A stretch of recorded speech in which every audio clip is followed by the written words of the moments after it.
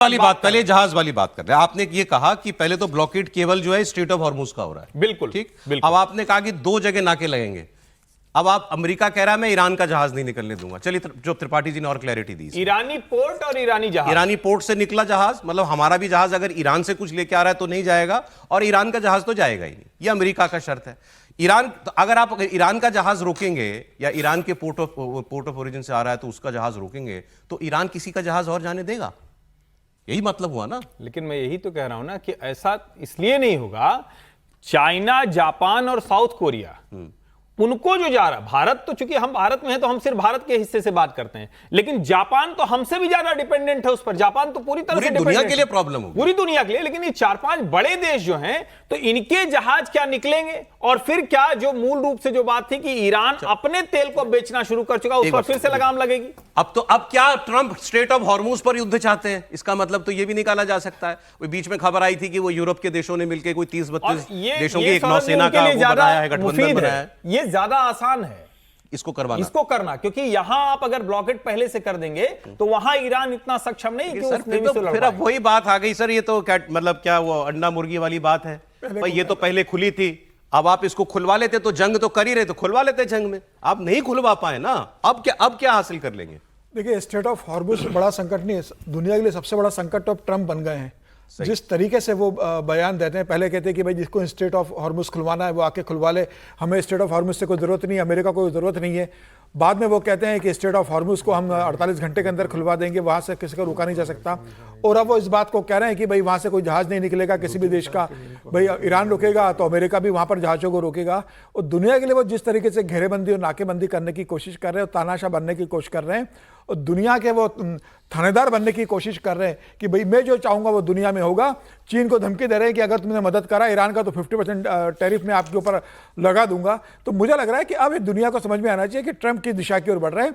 और अभी तक जो दुनिया ट्रंप को झेल रही थी कि ठीक है ट्रंप कर रहे हैं, अब ट्रंप को, नेतन्याहू को रोकना बहुत ज्यादा जरूरी है। भारत हो, चीन हो, जापान हो, साउथ कोरिया हो, सब इकट्ठे और ट्रंप को बताए, यूरोपियन वो ये चाह रहे हैं कि सारे देश हमारे साथ मिल जाओ और सब मिलकर ईरान को खत्म नहीं, लेकिन इस पर एक सवाल है। ये तरीका ये होगा कि आप पूरा रास्ता बंद करोगे। आपने क्या पहले लोगों को तैयार करके युद्ध में गए? आपने, इजराइल ने कहा आप युद्ध में चले गए, आपको लगा कि आप ईरान को खत्म कर दोगे। ईरान जब खत्म नहीं हुआ तो अब जाकर अब स्टेज पर आ रहे हो। इकोनॉमिक टेररिज्म दुनिया पर थोप दे ईरान, ये क्या स्वीकार होना चाहिए? नहीं होना चाहिए। तो ट्रंप क्या कर रहे हैं ना? तो ट्रंप क्या कर रहे हैं? तो नेगोशिएट करने गए थे ना, इसीलिए लड़ना। मेरा कहना है ईरान को लड़ना है, इजराइल से लड़े ना, अमेरिका से लड़े ना, वो भारत से क्यों लड़ रहा है? मैं एक दो अपडेट और देता हूं, एक दो अपडेट देता हूं। एक लाइन सिर्फ ये, भाई हम, ठीक बात है ट्रंप जो कर रहे हैं वो कतई ठीक नहीं, सब उसकी बिल्कुल सही। लेकिन दुनिया को दुश्मन तो ईरान है। अभी जो ये जो बातचीत कर रहे थे, और सब छोड़िए ना, आप कहते ना कि सब जाएंगे, कहां गया? इतने दिनों से वो कह रहे थे सबका जहाज जा रहा है, एक जहाज निकाल। युद्ध में नियम होते हैं क्या? नहीं, आपने एक देश के ऊपर मिसाइल बरसा दी, उसके पल्ले जो था उसने वो कर दिया। युद्ध के नियम नहीं होते हैं तो फिर तो जो माइट इज राइट, ऐसा ही है। फिर जितना ही करेगा वो होगा। तो युद्ध और क्या होता है? यही होता है। तो वही तो वो कर रहा है। तब फिर ट्रंप और ईरान एक बराबर खड़े हैं। उनमें से किसी को आप एक पलड़ा भारी मत कीजिए। सारा ब्लेम ईरान को नहीं दे सकते इस वक्त। नहीं, तो सारा ब्लेम आप ट्रंप को भी नहीं दे सकते हैं। सौरभ जी, जो हमास, हिजबुल्लाह और हौती को अभी भी कर रहा है, सर एक सेकंड नहीं दे सकते। मुझे एक बात बताइए, ईरान के, अमेरिका के जितने रणनीतिकार थे, इनके सारे जनरल, इनके सारे थिंक टैंक, फलाना ढिमाका, इन्होंने इस बात की कल्पना नहीं की थी कि वो स्ट्रेट ऑफ हॉर्मुज बंद कर देगा अगर हमने वहां पर हमला किया? नहीं, फिर किस बात का युद्ध लड़ रहे हैं? इसलिए नहीं की थी कि दुनिया के किसी भी देश में इस तरह का होता तो इंटरनेशनल वाटर बंद नहीं करते। कभी नहीं बंद किया गया। अहंकार था कि हम 48 घंटे के अंदर ईरान को टिका देंगे और हम जो चाहेंगे हमारे रिजीम। मैं आपको दो खबरें देता हूं सर, एक सेकंड में आ गया। दो खबरें देता हूं, इससे आपको गल्फ के जो और देश हैं भाई, उनका भी तो बहुत कुछ, उनका भी सब कुछ दांव पे लगा हुआ है। और यूरोप ये क्या सोच रहे हैं, इस पे क्या करेंगे, ये अंदाजा लग जाएगा। यूएई की सबसे बड़ी ऑयल कंपनी ने, यूएई ने नहीं, ऑयल कंपनी ने ईरान को धमकी दी है। Abu Dhabi national oil company ने कहा है कि यह हॉर्मुज अकेले ईरान का नहीं है जो वो इसे बंद कर देगा। एडनॉक के चीफ एग्जीक्यूटिव ने कहा कि दुनिया इसे बर्दाश्त नहीं करेगी।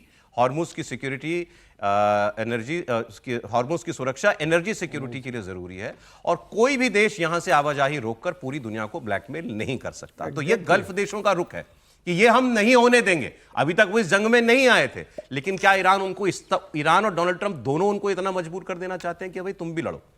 दूसरा, डोनाल्ड ट्रंप से ब्रिटेन के प्रधानमंत्री बहुत परेशान है। अब तो वो इंटरव्यू में कहने लगे हैं ये। कीयर स्टारमर ने खुले मंच से ट्रंप की नीतियों की खूब आलोचना की थी और मौजूदा हालात के लिए उन्होंने अमेरिका को और ट्रंप को जिम्मेदार बताया था। अब इस बीच में खबर आई कि वो एक नौसेना जोड़ रहे हैं यूरोप के देश मिलकर के, उसमें 32 देश हैं और वो स्ट्रेट ऑफ हॉर्मुज को खुलवाने का प्रयास करेंगे। लेकिन अब जब ये ब्लॉकेड की बात कर दी ट्रंप ने, तो ब्रिटेन पीछे हट गया है। ब्रिटेन ने अमेरिका को एक और झटका देते हुए अमेरिका की हॉर्मुज पर नाकेबंदी की योजना को नकार दिया है। कीयर स्टारमर कह रहे हैं कि ये तो आप और उकसावे की कार्रवाई कर रहे हो, हमें तो डी एस्केलेट करना है, आप तो और एस्केलेट कर रहे हैं। तो ट्रंप इस अभियान में ट्रंप फिर अकेले पड़ते हुए दिखाई दे रहे हैं। देखिए, इसमें एक चीन का एंगल भी है जो जोड़ना बहुत जरूरी है। पहला, ट्रंप साहब ने या CIA ने ये कहा कि ये इनको मैनपैड्स जो है उनको मिसाइल्स या रॉकेट फेंकने वाले जो इंडिविजुअल छोड़ सकते हैं, उनको सप्लाई कर रहे हैं, यानी आर्म सप्लाई कर रहा है ईरान को चीन। तो ये एक एंगल डाल दिया। साथ ही साथ उन्होंने यहां चीन से भी कॉन्फ्रंटेशन की बात कर दी। अब बताइए ना, 90% ईरानी तेल तो चीन जाता है। अब चीन क्या करेगा? जाहिर है चीन किसी ना किसी तरह रिएक्ट करेगा।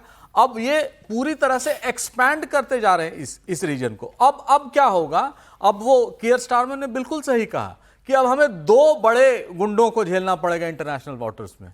एक तो ईरान जो है वो हॉर्मुज में कर रहा है, अब अमेरिका भी वही कर रहा है। क्योंकि ब्लॉकेड का मतलब ये नहीं है कि सिलेक्टिवली अगर आप वो रॉकेट से बच जाएगा तब ना वो आगे हॉर्मुज से बढ़ेगा। तो ईरानियन रॉकेट्स उसको छोड़ेंगे नहीं तो आगे कैसे बढ़ेगा? ट्रंप क्या अब इसको दुनिया की प्रॉब्लम और बढ़ा करके बाकी देशों का साथ लेना चाह रहे हैं? एग्जैक्टली सौरभ जी, आपने एकदम सही कहा और मैं वही सोच भी रहा था कि वो कह रहे हैं कि देखो ये मेरा प्रॉब्लम नहीं था, मैंने तो सॉल्व करने की कोशिश की, मैंने तो इनको ब्लॉकेट कर दिया, अब तुम समझो कैसे निकलवाओगे। और ये भी कह रहे हैं कि आप पैसे नहीं, और जो टोल देके जाता मिलेगा उसको हम आगे नहीं जाने देंगे, उसको हम पकड़ेंगे। अब क्या हो रहा है ग्राउंड पर, इसका एक बड़ा दिलचस्प वीडियो है, वो आप देखिए। हॉर्मुज से होकर गुजरने की कोशिश कर रहे पाकिस्तान के 2 जहाजों को ईरान ने वापस लौटा दिया। एक तो ये खबर क्योंकि आज की है। IRGC ने हॉर्मुज स्ट्रेट पर नाकेबंदी करने के ट्रंप के ऐलान के कुछ घंटे पहले एक वीडियो जारी किया था, वो मैं आपको दिखाने वाला हूं। इसमें IRGC का एक कमांडर सीधे अमेरिका के नौसेना के एक युद्धपोत को चुनौती दे रहा है, वार्निंग दे रहा है, लास्ट वार्निंग, रिटर्न बैक। अब आप जानना चाह रहे होंगे कि ईरान की नेवी के इस चेतावनी के बाद हुआ क्या?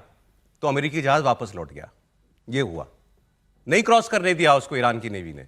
और उसने देखिए बाकी जहाजों से भी कहा कि अगर कोई आपको युद्धपोत दिख रहा हो, मतलब नौसेना का कोई जहाज दिख रहा हो, तो उससे 10 मील की दूरी बना लेना, क्योंकि मैं बिना चेतावनी अब फायर करूंगा इसके ऊपर, युद्धपोत के ऊपर।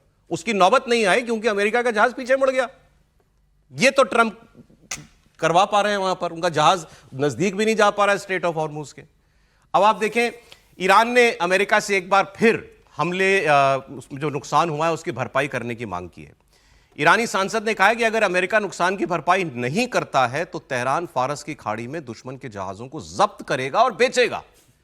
साथ ही ईरान ने यह भी कहा है कि हम किसी एनिमी वेसल को स्ट्रेट ऑफ हॉर्मुज के पास भी नहीं आने देंगे। अब ट्रंप की बात सुन लीजिए। ट्रंप की माने तो हमें तो यह पता चला, मतलब अमेरिका को यह इस्लामाबाद जाके पता चला कि ईरान कितना डरा हुआ है। इस्लामाबाद टॉक्स के दौरान उन्हें आभास हुआ कि अरे भाई हम तो बड़ी मजबूत परिस्थिति में हैं। अब जो बात प्रोफेसर साहब ने भी थोड़ी कही थी, ऐसा भी लगने लगा है कि क्या वाकई अमेरिका ने ये सीज फायर करने की पेशकश करने का जो ऐलान किया, ये कोई दोबारा हमले करने के लिए, कोई रणनीतिक पॉज लेने के लिए किया था, अपनी थोड़ी स्ट्रैटेजी चेंज करें? वो एक्चुअली शांति चाहता नहीं था, वो पूरी तरीके से युद्ध बंद करना नहीं चाहता था, और ना ये युद्ध पूरी तरीके से बंद होगा। बोलिए त्रिपाठी जी। नहीं देखिए, ये मतलब उस तरह से कहें तो अमेरिका जिस अंदाज में रहता है उसमें यही लगता है कि हर वक्त तो युद्ध करेगा, लेकिन मुझे नहीं लगता कि ट्रंप अभी युद्ध में जाना चाहते हैं। मैं बड़ा स्पष्ट हूं इस पर, और मुझे बहुत क्लैरिटी के साथ दिख रहा है कि ट्रंप पूरी तरह से इस युद्ध से बाहर निकलने का रास्ता खोज रहे हैं। लेकिन चूंकि IRGC की कमांड इतनी ज्यादा है, वहां जो रेडिकल, जो जिसको बार बार गल्फ कंट्री के लोग कहते हैं, UAE और सऊदी के लोग, कि मुल्ला रिजीम वहां भी बहुत ताकतवर है, उसकी वजह से ये नहीं हो पाया। ट्रंप पूरी तरह से इस वॉर से निकलना चाहते हैं, और उनकी यही कोशिश थी कि अच्छा सोचिए मांगा क्या था, न्यूक्लियर नहीं बनाएगा और स्ट्रेट ऑफ हॉर्मुज खोल देगा, तो ये तो बड़ा आसान सा था। क्यों ईरान ने नहीं किया? इस वार्ता को तोड़ने के लिए हम क्यों अमेरिका को दोषी ठहरा रहे हैं?